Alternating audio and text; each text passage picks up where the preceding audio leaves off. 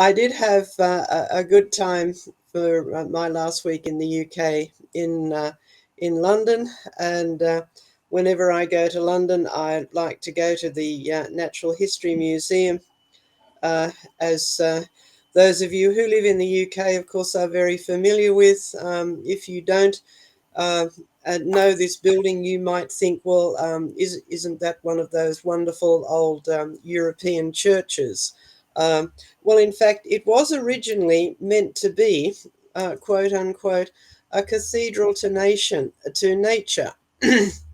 The founder of the Natural History Museum was curator of the natural history type specimens that were part of the wider British Museum, which has all sorts of historical and archaeological specimens and other things of interest. And Richard Owen wanted to have a specific museum set aside for all of the natural history specimens, fossils, and various plants and animals, for people to come and see the amazing variety of natural things out in the natural world, plants and animals and fossils out in the natural world.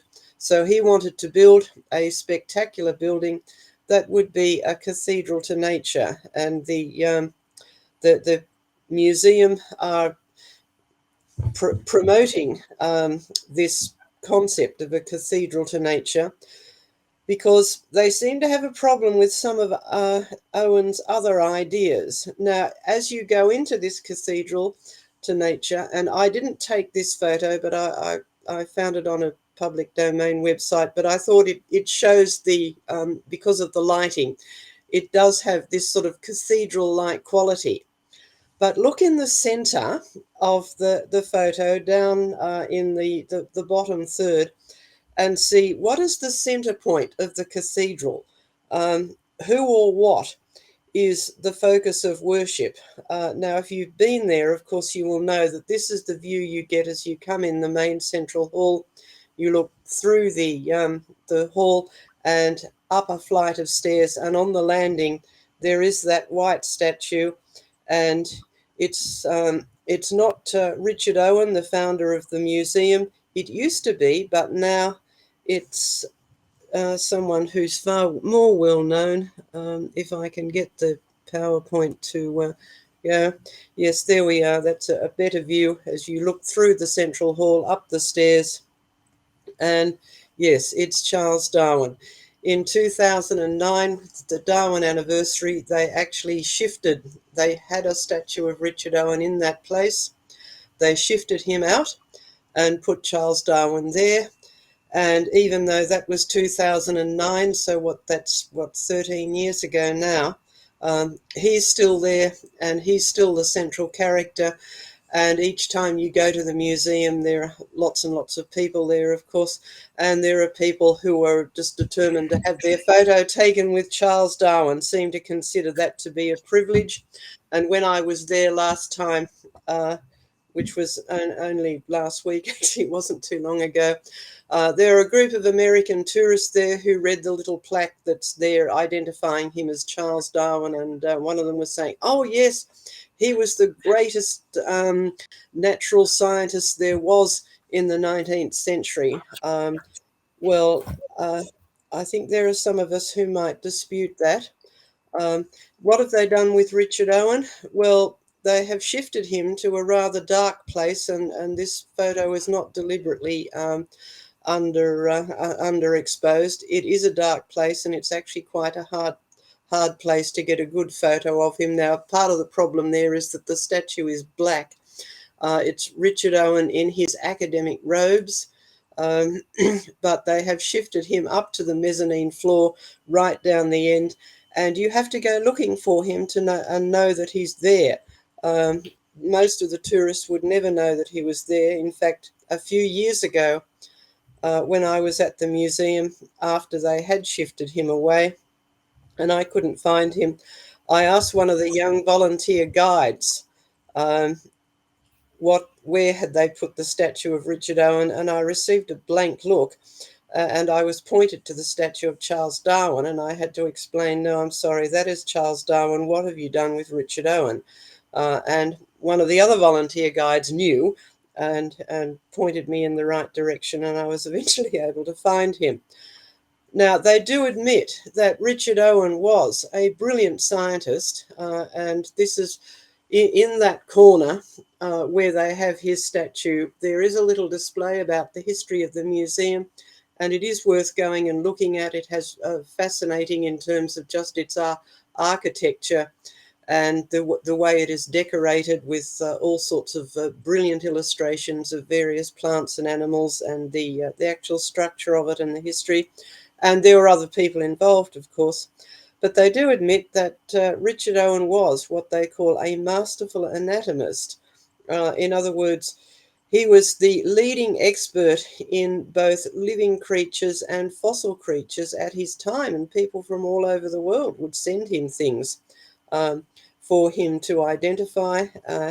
And and as it says there, the most respected and influential scientist of his generation. He pioneered the science of comparative anatomy.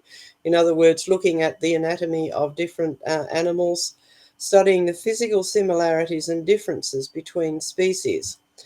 And you would think, well, if they have such a founder as this, surely they would have him in the center of the museum.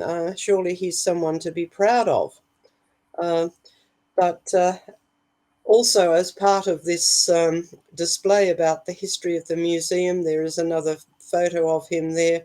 Um, he does look like a rather dour sort of character, but you have to remember, in those days, to have your photo portrait taken, you had to sit still for quite a while because of the the technology of taking a photo of someone inside using a film camera. So most people whose photos are taken in the late 19th century do look rather grim, because it's very, very hard to hold your face in exactly the same pose for a sufficient time. However, this description here that's of part of his work is rather interesting. Now, it is behind glass, so I do apologize for the reflections. As I say, it's in a very awkward part of the museum. It's a dark corner, but there is a bright light window next to it, and I couldn't get away from the reflections. But it's about Sir Richard Owen's Index Museum. In other words, he wanted to organize and classify all of the different sorts of plants and animals and fossils that were in the museum. And that is part of what science is, that the classification system was actually invented before Owen's time by Linnaeus, who got his inspiration from the Bible.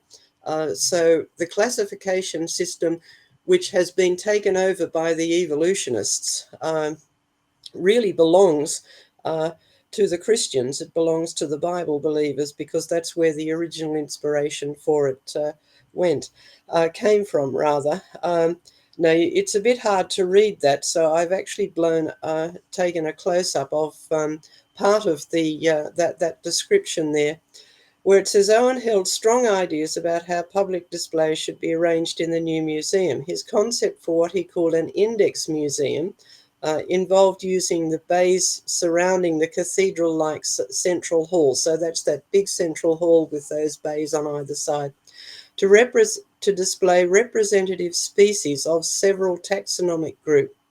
Now look at this, that Owen believed had been shaped by an evolution dictated by God.